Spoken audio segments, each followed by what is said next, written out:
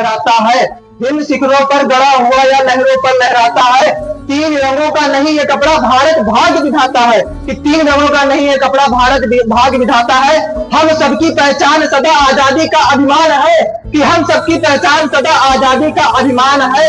ओढ़ सके बेजान शरीर जानदार अरमान है, कि ओढ़ सके बेजान शरीर जानदार अरमान है। अरे ऐसे तिरंगे झंडे पर कोई कालिक रगड़ने लगता है, ऐसे तिरंगे झंडे पर कोई कालिक रगड़ने लगता है, या आतंकवाद की आंधी में जब ध्वज उखड़ने लगता है। अरे तीन रंगों में एक पर भी यदि कोई दाग लगाता है, कि तीन रंगों में एक पर भी यदि कोई दाग लगाता है, तब भारत का तिरंगा खून से धोया जाता है, कि तब भारत का तिरंगा खून से धोया जाता है। माननीय मुख्य अतिथि आदरणीय शिक्षकगण एवं मेरे प्रिय दोस्तों, मेरी तरफ से आप सभी को स्वतंत्रता दिवस की हार्दिक शुभकामनाएं। दोस्तों, जैसा कि हम सभी जानते हैं कि आज हम सभी यहाँ पर 51वें स्वतंत्रता दिवस को मनाने के लिए एकत्रित हुए हैं। हमारा भारत देश 15 अगस्त 1947 को अंग्रेजों के चंगुल से आजाद हुआ। सबसे पहले उन बलिदानी वीरों को नमन करते हैं जिन्होंने इस देश को आजाद कराने के लिए अपना सब कुछ दांव पर लगा दिया। सब कुछ का मतलब सब कुछ। कहते हैं कि कतरा कतरा लहू का जिस्म से बहता रहा, कि कतरा कतरा लहू का जिस्म से बहता रहा, देशभक्ति के नशे में हर दर्द को सहता रहा, कि 2 पल की सांसें ही बची थी जिसमें, कि 2 पल की सांसें ही बची थी जिसमें, उसमें भी भारत माता की जय कहता रहा, उसमें भी भारत माता की जय कहता रहा।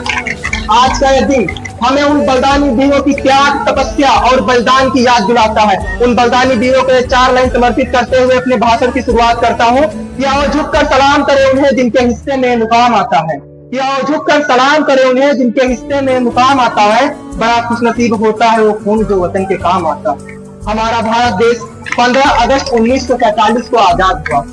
हम सभी जानते हैं कि हम 15 अगस्त के दिन स्वतंत्रता दिवस मनाते हैं, लेकिन आपके मन में कभी न कभी यह सवाल जरूर उठा होगा कि हम 15 अगस्त के ही दिन 15 अगस्त स्वतंत्रता दिवस क्यों मनाते हैं, 17 अगस्त 16 अगस्त को क्यों नहीं। तो इसके लिए हमारे भारत के आखिरी वायसराय जो थे और भारत के प्रथम गवर्नर जनरल लॉर्ड माउंटबेटन, उनका यह मत था कि उनके हिसाब से जो 15 तारीख थी उनके हिसाब से या वो अपने लिए वो शुभ मानते थे। इसलिए उन्होंने यह डिसाइड किया कि हम 15 अगस्त के दिन स्वतंत्रता दिवस मनाएं।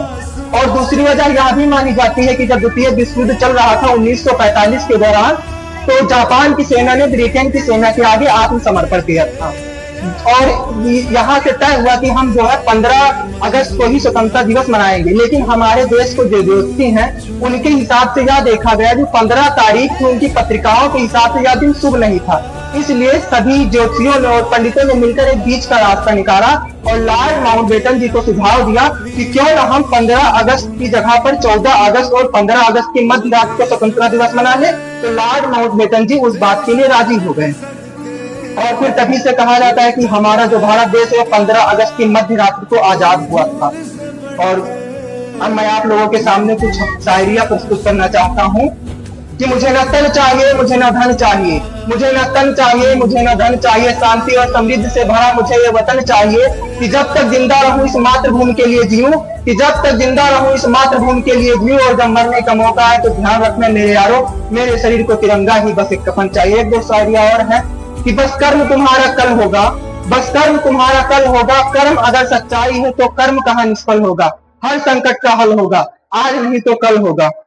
कि वक्त से लड़कर जो अपनी तकदीर बदल दे, वक्त से लड़कर जो अपनी तकदीर बदल दे, इंसान वही है जो खुद अपनी तकदीर बदल दे। कल क्या होगा कभी मत सोचो, क्या पता कल खुद वक्त अपनी तस्वीर बदल दे। धन्यवाद। जय हिंद, जय भीम, जय भारत।